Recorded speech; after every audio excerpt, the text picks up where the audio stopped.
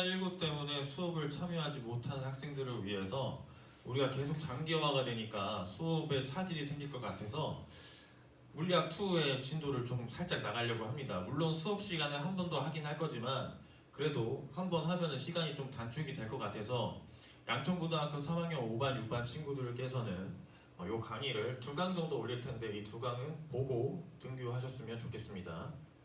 자, 일단 물리학2는 총 3단원인데 그 중에서 역학단원에 대해서 중간고사를 보려고 합니다. 그리고 기말고사는 전자기 단원을 보려고 하고요.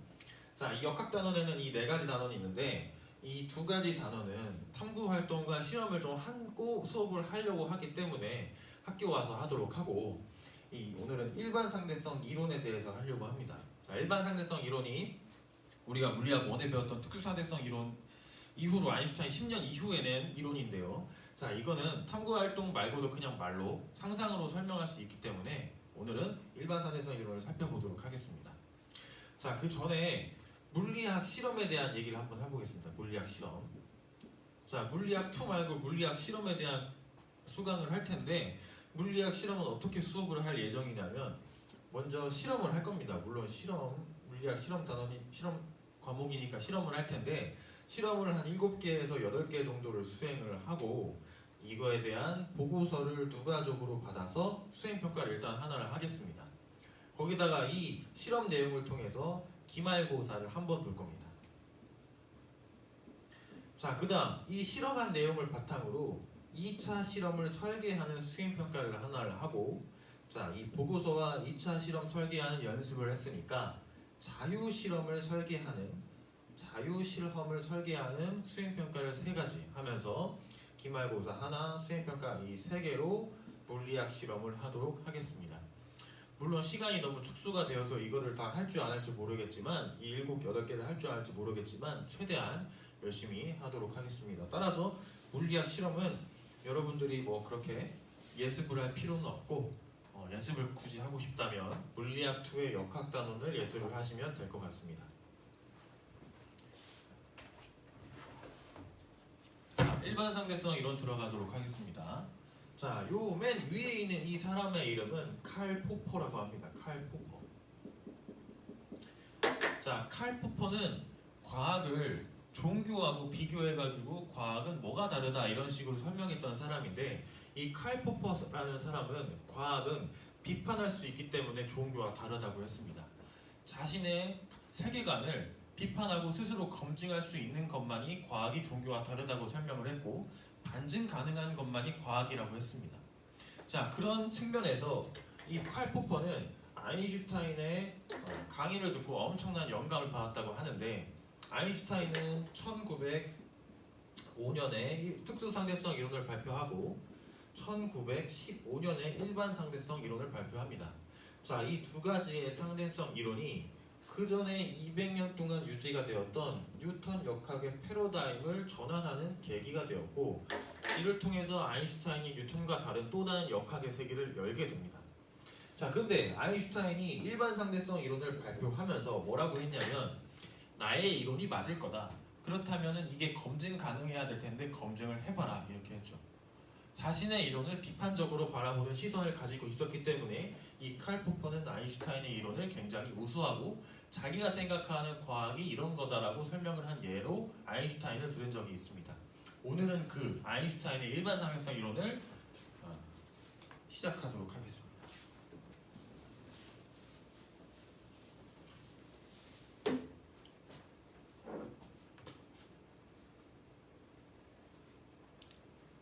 자, 여기 나와 있는 이 학습지는 학교 홈페이지에 올라와 있기 때문에 한글로 봐도 되고 프린트를 해서 보셔도 되고 일단 이 내용은 수업 시간에도 할 예정이기 때문에 꼭 다운받으셔서 출력을 했으면 좋겠습니다.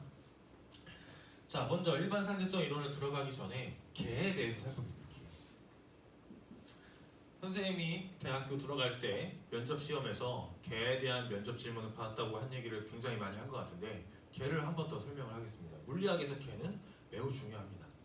자, 개는 뭐냐면 영어로 시스템이라고 하고 어떻게 보면 범위를 뜻하는 겁니다. 범위. 연구하고자 하는 범위를 뜻하는 겁니다. 자, 태양계가 있고 지구가 있고 지구 안에 한국이 있습니다. 한국을 개로 설정할 수도 있고 지구를 개로 설정할 수도 있고 태양계를 개로 설정할 수도 있습니다. 태양계로 개를 설정을 하면은 지구는 공전하면서 회전하는 행성이죠. 하지만 지구가 개가 되면 지구 안에 있는 우리 사람들은 지구가 모두 정지에 있다고 믿고 있고 그 안에서는 지구를 정지에 있다고 보고 다른 물체들이 가속운동하고 있다고 설명을 합니다. 이렇게 개는 똑같은 현상이다 하더라도 어느 범위에서 어느 관찰자가 어디에 있는가에 따라서 현상을 다르게 설명할 수 있기 때문에 개가 굉장히 중요한 겁니다. 자, 그런 측면에서 물리학에서 개는 크게 두 가지로 나눌 수 있습니다. 여러 가지 개가 있겠지만 관점에 따라서 여러 가지 개가 있겠지만 이러한 관점에서는 개는 두 가지 종류로 나눌 수 있습니다. 그 관점이 뭐냐? 자, 관성계하고 비관성계입니다. 자, 내가 있는 그 공간이 등속으로 움직이는 공간이라면 그 공간, 그 개는 관성계가 되는 거고 가속으로 움직이는 공간이라면은 가속되는 좌표계, 즉 비관성계라고 나눌 수가 있습니다. 자, 우리는 물리학 1을 하면서 배웠습니다. 자, 등속에는 등속 안에는 하나가 더 포함되어 있죠. 정지가 포함되어 있습니다. 0m/s로 일정한 속도의 정지가 포함되어 있습니다. 자, 그러면 내가 정지한 공간에 있다거나 아니면 내가 일정한 속도로 움직이는 공간 안에 있다면 나는 어디에 있다? 관성계에 있다고 설명하면 되는 겁니다. 자, 관성계의 예로 보면 정지한 공간, 등속으로 움직이는 버스, 등속으로 움직이는 로켓. 자, 버스가 출발을 해가지고 일정한 속도 100km/h로 쭉 일정한 속도로 가고 있다면 그 안에 있는 나는 관성계 안에 있는 겁니다. 그런데 버스가 가다가 빨간불을 보고서는 급정거합니다. 그러면 그 버스가 가속을 하게 되죠. 자, 그러면 그 가속하는 공간 안에 있을 때 나는 어디에 있다? 비관성계에 있다고 하는 겁니다. 여기 보시면 급 출발하는 버스, 급 감속하는 버스, 갑자기 위로 출발하는 로켓, 엘리베이터 등 이런 것들을 모두 비관성계라고 하는 겁니다. 자, 잠깐만 복습을 하겠습니다. 자, 특수상대성 이론의 이론 기본 가정의 기억이 납니까? 자, 그 가정 안에 뭐가 있었냐면은 갈릴레이가 그렇게 말했습니다. 모든 관성계 안에서의 물리 법칙은 동일하다. 자, 그 말은 무슨 말이냐면 정지한 공간하고 등속으로 움직이는 공간은 구분이 가능하다, 불가능하다? 구분이 불가능하다는 겁니다. 자, 선생님이 작년에 물리학 1 수업을 할 때 갈릴레이가 들었던 예를 설명을 했죠. 자, 배가 가고 있는데 배가 등속으로 간다면 그 안에서의 나비는 그냥 날고 그 안에서 물도 그냥 떨어지고 지구하고 땅에서하고 똑같은 현상이 모든 물리적 현상이 일어나기 때문에 등속으로 움직이는 배가 창문이 없고 바깥을 볼 수 없다면 내가 그 안이 배 안인지 아니면 땅에 착륙되어 있는 배인지 알 수 있는 방법이 없다라고 했죠. 그게 특수상대성 이론의 첫 번째 기본 가정이었습니다. 자, 그런데 가속하는 공간으로 가면은 이 두 공간하고 구별이 가능합니다. 가속하는 공간에 있으면은 내가 지금 등속으로 움직이는 공간에 있는지 정지해 있는 공간이 있는지 아니면은 지금 내가 가속하고 있는 공간 안에 있는 건지를 내가 구분할 수 있다는 거죠. 특별한 물리적 현상이 일어나기 때문입니다. 자, 그거에 대해서 설명을 해보도록 하겠습니다.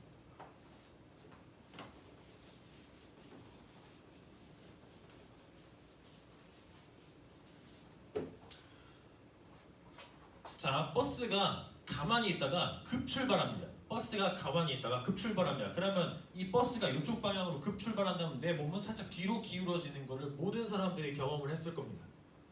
자, 그러면 그 위에 있던 이 손잡이도 가만히 있는 게 아니라 버스가 앞으로 급가속한다면 얘가 반대 방향으로 이렇게 쏠리는 걸 우리는 확인할 수 있습니다.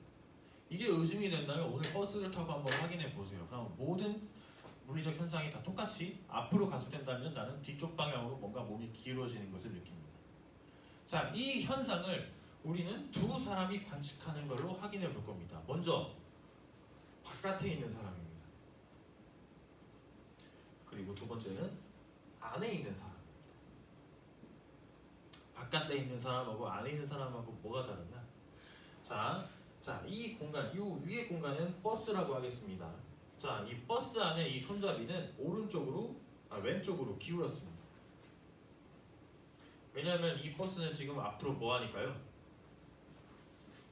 가속하고 있습니다. 이거는 우리가 모두 경험을 통해 알 수가 있죠. 자, 그런데 이거를 바깥에 있는 사람, 이 관측을 할 거고 이거를 안에 있는 사람이 관측을 할 겁니다. 그러면 차이점이 생깁니다. 자, 바깥에 있는 사람은 지금 정지에 있는 땅에 있습니다. 그러면 이 사람은 어디에 있냐? 관성계에 있는 사람입니다. 자, 그런데 이 안에 있는 사람은 버스가 가속하고 있기 때문에 가속하는 공간 안에 있습니다. 이 사람은 어디에 있냐? 기관성계에 있습니다. 자, 그럼 뭐가 달라지냐? 관성계에 있는 사람은 버스가 앞으로 가속되는 걸 압니다. 그 말은 이 손잡이가 가속되는 걸 알고 있습니다. 그 말은 이 놈의 알짜 힘이 0이 아니다라는 걸 정확하게 알고 있는 거죠. 하지만 얘를 생각해 보세요. 자, 얘를 생각해 보세요. 버스 안에 창문이 없고 덜컹거림도 없다고 생각을 해봅시다. 그러면 지금 바깥에 나무가 뒤로 가지 않기 때문에 이 사람은 그냥 어느 공간 안에 앉아 있는 겁니다. 그러면은 이 사람이 보기에는 이 물체는 뭐 하고 있다? 가속되지 않고 뭐 하고 있다? 알짜임이 0으로 정지해 있다고 느끼게 되는 겁니다. 가만히 생각을 해보면 버스 안에 있는 이 손잡이가 뒤로 가서 이렇게 가만히 있습니다. 그럼 내가 볼 때 이 손잡이는 정지해 있는 걸로 느끼겠죠. 물론 이 손잡이를 바깥에 보는 사람은 손잡이가 앞으로 가고 있기 때문에 가속되는 것을 알고 있습니다. 그 차이인 겁니다. 자, 그러면 이 물리적 현상을 한번 설명해 보겠습니다.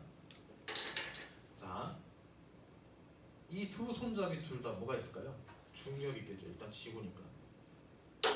그리고 뭐가 있냐? 여기에 장력이 있을 겁니다. 자, 그러면 이 중력과 장력의 합에 의해서 우리가 벡터는 아직 배우지 않았지만 수학 시간에 배웠죠? 수학 시간에 배웠죠. 이 아랫 방향하고 살짝 오른쪽으로 기울어진 이 힘의 합을 따지면은 약간 앞으로 알짜 힘이 생기는 것을 알 수 있습니다. 그러면 이 알짜 힘에 의해서 이 손잡이가 가속된다. 이렇게 관측자는 이해할 수 있는 겁니다. 하지만 이 사람이 볼 때는 이상한 일이 벌어집니다. 자, 아랫방향으로 오른쪽으로 살짝 기울는 이 힘에 의하면 이 두 힘의 합력은 오른쪽 방향일 텐데 이 물질이 앞으로 갑니까? 안 갑니까? 안 갑니다. 그럼 이 물질은 그냥 그 상태에서 정지해 있는 겁니다. 정지해 있는 겁니다. 그러면 이 사람은 어떻게 설명할 수밖에 없냐? 이 손잡이를 누가 뒤에서 끌어당기는 거예요. 끌어당기는 바람에 요 세 힘의 합력이 뭐가 되면서 0이 되면서 이 물질은 정지해 있다라고 느끼게 되는 겁니다. 무슨 말이냐? 버스 안에 있는 사람이 갑자기 앞으로 급출발하면 손잡이가 기울어져 있죠? 기울어져 있는 상태에서 정지해 있습니다. 그럼 이걸 어떻게 설명할 수 있냐? 이 손잡이를 누가 뒤에서 당기는 거와 같은 걸로 설명을 하는 겁니다. 자, 그러면 이 사람 입장에서는 이 손잡이에 중력과 장력이 아닌 또 다른 힘이 생깁니다. 그걸 우리는 뭐라고 하냐? 관성력이라고 합니다. 관성력. 자, 우리는 일상생활에서 관성력을 굉장히 많이 느끼고 있습니다. 버스가 급출발하면 내가 몸이 뒤로 밀립니다. 그건 마치 뒤에서 누가 나를 잡아당기는 것 같은 힘을 느끼죠. 그게 관성력입니다. 버스가 급정거하면 내 몸이 앞으로 쏠립니다. 마치 뒤에서 누가 미는 것 같죠. 그 힘이 관성력입니다. 자, 엘리베이터에서 내가 타가지고 갑자기 출발할 때 내 몸이 약간 눌리는 것 같은 느낌을 받습니다. 그 힘이 관성력입니다. 엘리베이터가 급정거할 때 내 몸이 살짝 붕 뜨는 느낌을 받습니다. 마치 밑에서 뭔가 나를 밀어 올리는 듯한 힘을 받죠. 느낌을 받죠. 그 힘을 뭐라고 하냐? 관성력이라고 합니다. 그럼 관성력은 언제 느껴집니다? 언제 느껴지냐? 그 비관성계 안에서 관측을 할 때 관성계가 느껴진다는 겁니다. 정리하면 가속하는 공간 안에 있는 사람은 그 안에 모든 공간 안에서 관성력을 느끼게 되는 겁니다. 반대로 가속하는 공간하고 별개로 비관성계에 있는 사람은 이 안에 관성력을 설명이 할 필요가 없습니다. 왜냐하면 그 물질이 가속되는 걸 알고 있으니까요. 관성력이 존재하지 않습니다. 그럼 오늘 다시 관성력을 한번 정확히 파악해 보도록 하겠습니다. 관성력을 정확히 파악하기 전에 또 다른 관성력이 하나 더 있네요. 자, 우리가 아직 소단원 1, 2단원을 배우지 않았기 때문에 원운동에 대해서 배우지 않았는데 잠깐만 설명을 하자면, 자, 여기 있는 이 자동차가 원운동을 할 때 속도의 크기는 변함이 없을지언정 방향이 계속 바뀝니다. 그 말은 속도가 변했다라는 겁니다. 속도가 변했다라는 건 그 물체는 가속 운동을 한다는 거고, 가속 운동을 한다는 건 뭐냐? 그 물체가 힘을 받고 있다는 뜻입니다. 자, 이거는 학교에 오시면 더 정확하게 설명해 드리도록 하겠습니다. 자, 명백한 건 뭐냐? 이 자동차가 있으면 그 자동차가 원운동을 하려면 그 자동차는 뭐 해야 된다? 가속 운동을 해야 된다는 겁니다. 자, 그런데 이 가속 운동하는 이 공간 안에 있는 이 아저씨, 이 아저씨는 지금 어디에 있는 겁니까? 그렇죠, 비관성계에 있는 거죠. 왜? 자동차가 지금 뭐 하고 있으니까 가속 운동하고 있으니까. 자, 자동차가 가속 운동을 하자 우리는 특별한 현상을 목격하게 됩니다.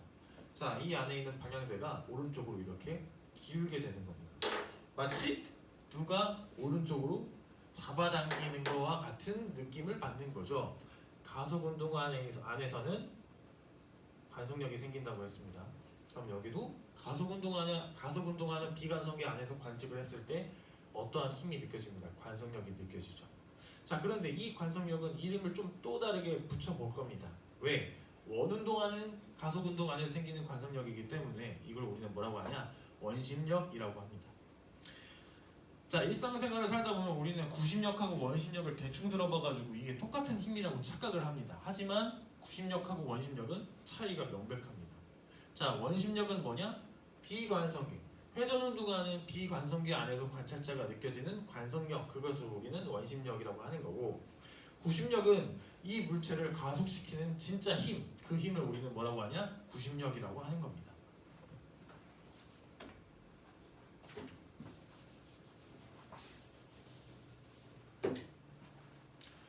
자, 정리해 보겠습니다.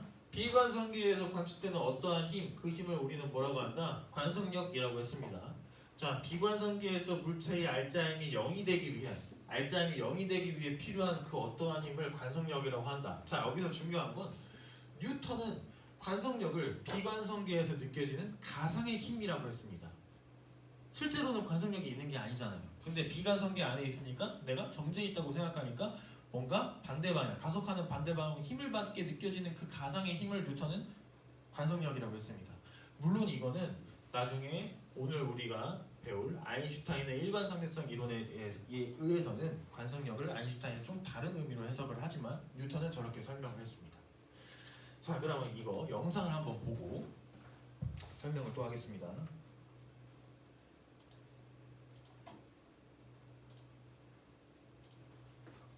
자, 지금 이거는 우주 공간 안에 있는 로켓 안의 모습입니다. 당연히 무중력이겠죠. 그 안에 과학자가 둥둥 떠 있습니다.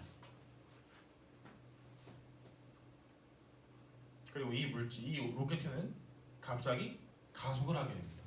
자, 갑자기 가속을 하니까 로켓가 저쪽 방향으로 가속을 하니까 자, 이 안에 있는 사람은 뒤로 가는 걸 느끼죠. 그리고 이 바깥에 있는 사람, 자, 이게 굉장히 중요한 모습인데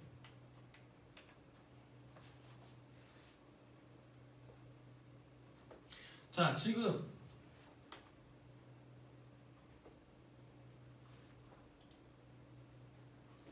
우리는 지금 이거를 바라보는 시점은 어디서 보는 걸까요? 자, 다시 설명하겠습니다. 잘못했습니다. 자, 지금 이 안에 있는 사람이 이 안에 카메라가 관측되어 있기 때문에 이 카메라는 지금 어디에 있는 겁니까? 가속하는 로켓 안에 있는 겁니다. 그러면 이 카메라는 지금 비관성계 안에 있는 거죠. 그러니까 로켓에 있는 이 방은 가만히 있는데 이 로켓 안에 있는 모든 물건들이 갑자기 뒷방향으로 가고 있습니다. 어떠한 힘을 받아서. 그 힘을 우리는 뭐라고 한다고요? 관성력이라고 합니다. 근데 특이한 건 뭐냐? 실제로 생각을 해보면 사람이 뒤로 가는 게 아니죠. 사람은 가만히 있고 로켓가 앞으로 가속되는 겁니다. 따라서 로켓가 앞으로 가속이 되기 때문에 로켓의 뒷부분이 사람하고 부딪히는 모습을 그 안에서 바라본 겁니다. 하지만 그거는 로켓의 바깥에 있는 관성계에 있는 사람이 관측할 때에 느껴지는 것이고 이 안에 있는 카메라 입장에서는 같이 가속을 하고 있기 때문에 이 안의 공간은 그냥 그대로 있는데 마치 이 안에 있는 모든 물건들이 저 로켓의 뒷방향으로 떨어지는 것 같은 느낌을 받고 있는 겁니다.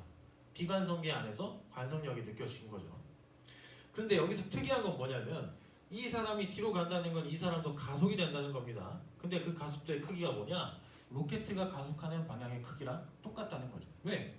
로켓가 앞으로 가속되니까 그 안에 있는 정지에 있던 사람이 부딪힌다는 건 그 안에서 볼 때는 그 안에 있는 사람이 뒷방향으로 가속되는 거고 그 가속도의 크기는 당연히 로켓의 앞으로 가속되는 크기와 똑같은 크기라는 겁니다.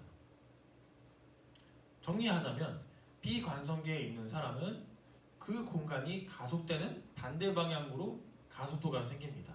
그 가속도가 생겼다는 것은 힘을 받았다는 거고 그 힘을 우리는 뭐라고 한다? 관성력이라고 하는 겁니다.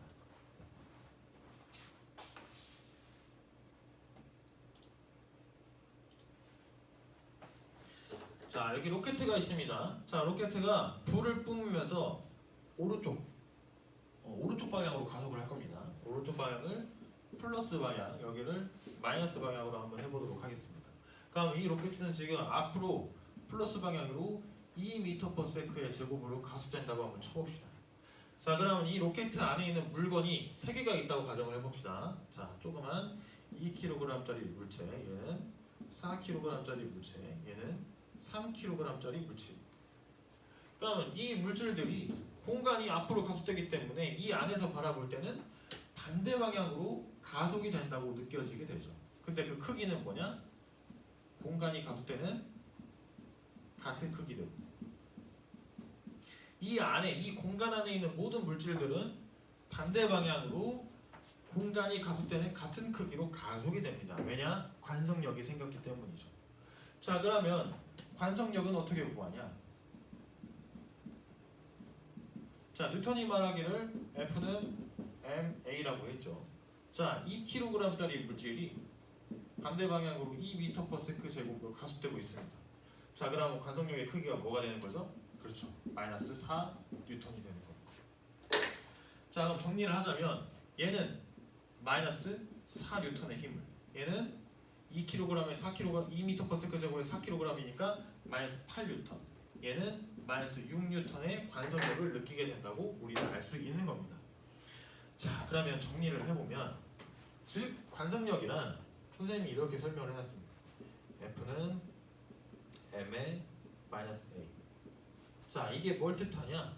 그 비관성계, 그 로켓가 가속되는 크기의 반대 방향, 가속도가 생겼기 때문에 그 가속도에다 그 놈의 질량을 곱하면은 뭐가 나온다? 관성력이 나오게 되는 거죠. 그리고 이 가속도가 만약에 회전 운동하는 가속도라면 이 관성력을 우리는 원심력이라고 부를 뿐입니다. 똑같은 개념입니다.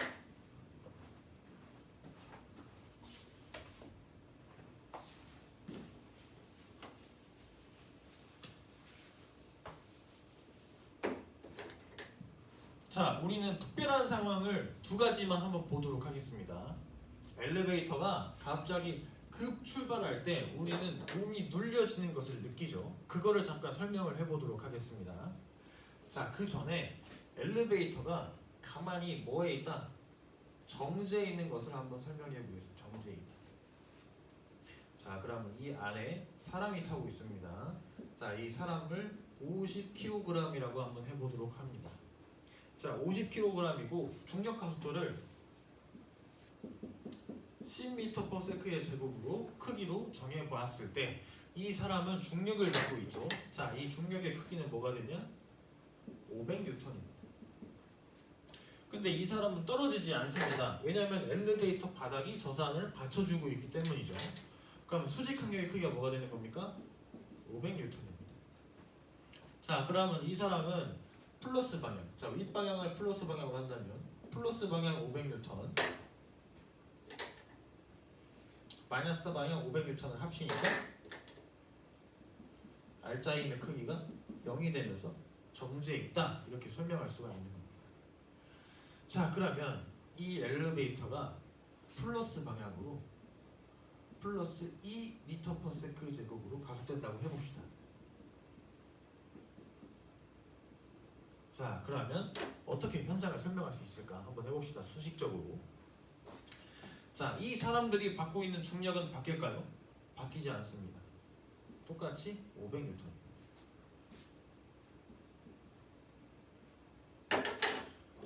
자, 그런데 이 두 현상을 바라보는 관점에 따라서 차이점이 생깁니다. 자, 먼저 바깥에서 바라볼 겁니다. 그리고 여기서는 안에서 바라볼 겁니다. 자, 바깥에서 바라보는 사람은 어디에 있는 겁니까? 관성계에 있는 겁니다. 왜냐하면 정지해 있는 공간 안에 있으니까. 자, 그리고 이 엘리베이터 이 안에 있는 사람은 어디에 있는 겁니까? 비관성계에 있는 겁니다. 지금 엘리베이터를 같이 가속하면서 이 현상을 보고 있습니다. 자, 그러면 차이점이 생긴다고 했죠. 이 사람은 이 엘리베이터, 이 사람이 가속하는 것을 알고 있습니다. 근데 이 사람이 위로 가속하는지 알 수가 없어요. 그러면 이 사람은 뭐라고 생각했냐? 가속도가 0이고 R자임도 0이구나 이렇게 판단하게 됩니다. 자, 그러면 생각을 해봅시다. 자, 500N입니다. 자, 그런데 위쪽으로 가속이 됐습니다. 자, 수직 강력이 N이죠. 엘리베이터가 가속된다는 건 사람도 가속이 되어야 된다는 뜻입니다. 자, 그런데 R자임이 아래로 500, 위로 N 이걸 합쳤을 때 가속이 되려면 N이 500보다 어떻게 돼야 됩니까? 커져야 되는 거죠. 자, 그러면 플러스 방향으로 N이 있고 반대 방향으로 500이 있는데 F는 MA에 의하면 질량이 50kg인 사람이 플러스 방향으로 2m/s제곱으로 가속된다. 이렇게 뉴턴 방정식을 쓸 수가 있습니다. 자, 그러면 수직 항력이 뭐가 되는 겁니까? 500에다가 100을 더하니까 플러스 600N이에요. 그럼 얘는 플러스 600N. 자, 그러면 이 관성계에 있는 사람이 볼 때는 이 사람이 달라진 점은 뭐냐? 수직 항력이 600이 되니까 600이 중력인 500보다 크니까 이 사람이 위쪽 방향으로 2m/s제곱으로 가속이 된다. 이렇게 설명이 되고 끝나버리는 겁니다. 자, 근데 이 사람의 분은 어떻게 되는지 한번 봅시다. 자, 똑같이 중력이 500 그리고 수직 항력이 이렇게 있겠죠. 자, 그런데 이 사람의 볼 때는 비관성계에 있으니까 이 사람은 또 다른 힘이 뭘 생각해야 됩니까? 그죠? 관성력을 생각해야 됩니다. 관성력. 가속되는 방향의 반대 방향으로 생기는 힘, 관성력. 그럼 이 관성력은 어떻게 구하냐? 이 사람의 질량에다가 이 물체의 가속도의 크기에다가 반대 방향 이렇게 하면 됩니다. 자, 그럼 얘는 뭐가 되냐? 마이너스 100N이 되죠. 자, 이 사람이 볼 때는 R자임을 두 가지 힘이 합쳤는데 이 사람이 볼 때는 R자임 몇 개가 되는 겁니까? 3개가 되는 겁니다. 그리고 이 3개를 다 합쳤을 때 R자임이 뭐가 되어야 되는 겁니까? 0이 되어야 되는 겁니다. 왜? 이 사람이 볼 때는 이 사람은 뭐하고 있으니까? 정지해 있습니다. 자, 그러면 운동방정식을 어떻게 써야 되냐? 이렇게 써야 되는 거죠. N 플러스 방향으로 N 반대 방향으로 500 그 다음 반대 방향으로 관성력 100 이걸 다 합치니까 R자임이 뭐다? 0이다 이렇게 설명을 해야 돼요. 그러면 수직 항력은 뭐가 됩니까?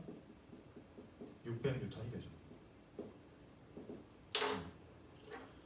자, 어떻게 보면 수직 항력이 600이 됐다는 건 똑같은데 관점이 달라진 겁니다. 자, 이 사람이 볼 때는 어떻게 되는 겁니까? 수직 항력이 600이 됐으니까 500보다 크니까 위쪽 방향으로 2m/s로 가속됐다. 자, 이 사람은 어떻게 느껴지는 거냐? 중력 500, 관성력 100, 수직 항력 600 합치면 0. 그러니까 이 사람은 정지해 있다. 하지만 이 사람은 갑자기 관성력이 생겨서 몸이 아래로 눌려지는 느낌을 받는다. 이렇게 설명을 하는 겁니다. 똑같은 현상에 대해서 바라보는 관점, 바라보는 계에 따라서 이 현상을 설명하는 방법이 달라지는 거고 비관성계에서는 뭐가 투입돼야 되냐? 관성력이 투입되는 겁니다. 아까 처음에 선생님이 이 질문을 했죠.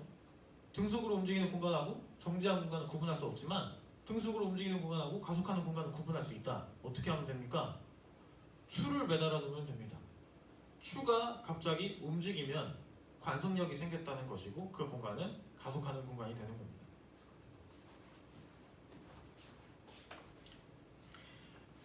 자, 회전 공간에서의 관성력을 한번 바라볼 건데 원심력 이거는 우리가 1단원하고 2단원 그러니까 소단원 1단원하고 2단원을 배우지 않아가지고 설명을 약간 쉽게 하겠습니다. 자, 이거는 이게 회전하는 공간을 뜻하는 겁니다. 회전하는 자, 이 거리가 R이고 얘가 회전하는 속도의 크기가 V라고 했을 때 자, 이 회전하는 속도가 커지면은 이 공간이 가속하는 그 가속도의 크기도 커지는 겁니다. 그 말은 무슨 말이냐? 만약에 이 회전하는 속도가 커지면은 이 안에 비관성계에 있는 이 사람이 느끼는 그 공간이 가속되는 크기 그 공간이 가속되는 크기로 반대 방향으로 느껴지는 그 관성력의 크기도 커지는 거죠.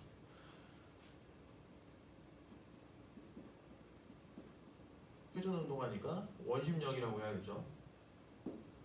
다시 정리를 하자면 여기 단어는 소단원 1, 2단원을 배우고 해야 되니까 그냥 느낌만 보고 가겠습니다. 자, 이 공간의 속도가 커지면은 속력의 크기가 커지면은 관성력도 커진다는 겁니다. 그러면 이 안에 회전하지 않은 이 공간 안에 있는 사람은 그냥 가만히 있다가 이 공간이 회전하게 되면은 회전하는 중심의 반대 방향으로 관성력을 느끼게 됩니다. 근데 그 관성력의 크기가 언제 커지냐? 회전하는 속력이 빨라질수록 얘가 관성력의 크기가 커진다는 거죠. 자, 로켓을 타고 아니면 전투기를 타고 우주를 비행하는 우주 비행사에게 이런 훈련은 굉장히 중요합니다. 왜냐하면 어떤 훈련이냐면 로켓가 급출발하거나 로켓가 급정거하면 엄청난 양의 관성력을 느끼게 되는데 그 관성력을 버틸 줄 아는 신체 능력이 돼야 되는 거죠. 그래서 그 실험을 그 연습을 하기 위해서 우주 비행사를 여기다 놓은 다음에 돌려버립니다. 돌려버리려면 이 중심 방향의 반대 방향으로 이 안에 있는 사람은 원심력을 느끼게 되고 그 원심력이 중력보다 2배, 3배, 4배, 5배, 6배까지 커지게 됩니다. 그러면 그게 점점 커지는 걸 버틸수록 그 사람은 훌륭하게 전투 비행사의 자질이 확인이 되는 그런 훈련이라고 볼 수가 있겠죠. 그 훈련 영상을 한번 보도록 하겠습니다.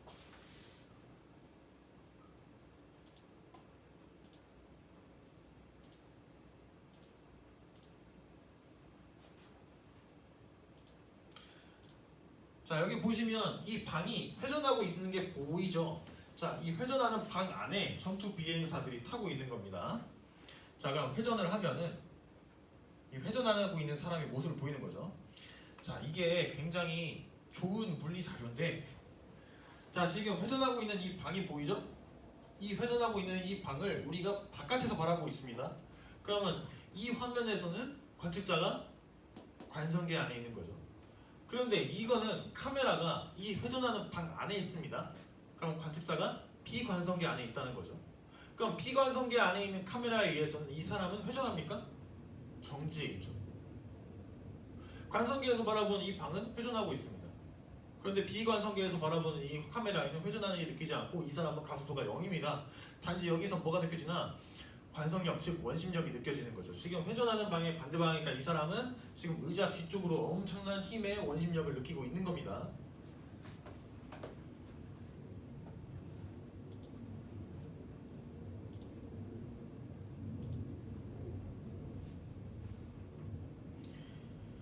자, 여기 보시면 지금 정지훈 씨가 배우인 정지훈 씨가 이 방 안에서 원심력을 버티는 건데,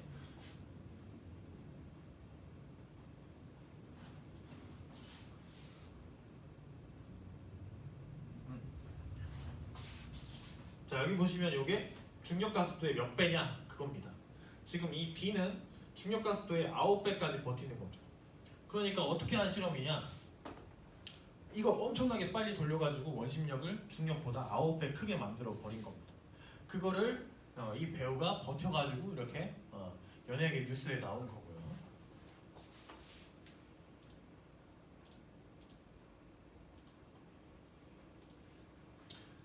자, 마지막으로 이 현상 하나만 설명하고 첫 번째 강의를 끝내도록 하겠습니다.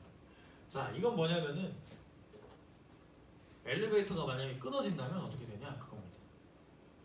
옛날에 선생님이 초등학교 때 엘리베이터 끊어지면 어떻게 되나 생각해 본 적이 있는데, 바닥이 닿기 전에 점프를 하면 살지 않을까 이런 생각을 많이 하거든요. 그런데 그게 참 의미 없는 생각이라는 걸 나중에 알게 됐지만, 자, 그거를 좀 다르게 설명을 해보도록 하겠습니다. 자, 엘리베이터가 있는데 엘리베이터 줄이 끊어졌습니다. 그러면 이 엘리베이터가 뭐 할까요? 자유낙하하죠. 자유낙하한다는 건 공기 저항이 없을 때 이 엘리베이터는 아랫방향으로 중력 가속도의 그 크기로 가속이 된다는 거예요. 자, 이 사람의 질량을 m이라고 한번 해봅시다. 그러면 이 사람은 뭘 받죠? 지우니까 중력을 받습니다. 자, 그런데 이 공간이 아래로 가속이 됩니다. 아래로. 그럼 이 사람은 윗방향으로 뭘 받죠? 관성력을 받습니다. 반대 방향, 가속하는 방향의 반대 방향. 근데 그 관성력의 크기는 어떻게 구한다? 그 질량에다가 그 공간이 가속되는 크기만큼을 곱한다. 그럼 어떻게 되죠? mg 이렇게 되죠. 자, 그러면 어떤 일이 발생하냐? 지구의 중력하고 관성력의 크기하고 동일해지는 순간이 됩니다. 그러면 이 사람의 받는 R점이 뭐가 되죠? 0이 되죠. 이 사람이 받는 R점이 0이 됐으니까 수직항력도 사라집니다. 수직항력이 사라진다는 게 무슨 의미냐? 이 엘리베이터 안이 뭐가 된다? 무중력 공간이 되는 겁니다. 엘리베이터가 그냥 자유낙하하면 우리는 그 안에는 우주를 체험하게 됩니다. 실제로 우주 비행사가 무중력을 연습하기 위해서 실제로 우주로 나가지 않습니다. 어떻게 하냐? 비행기를 타고서는 하늘로 날아갑니다. 비행기를 타고 하늘로 날아가서 이 비행기의 엔진을 멈춥니다. 그럼 이 비행기가 아래로 중력 가속도를 받으며 자유낙하하겠죠. 그러면 그 자유낙하하는 동안 이 공간 안에 있는 사람들은 뭘 느끼냐?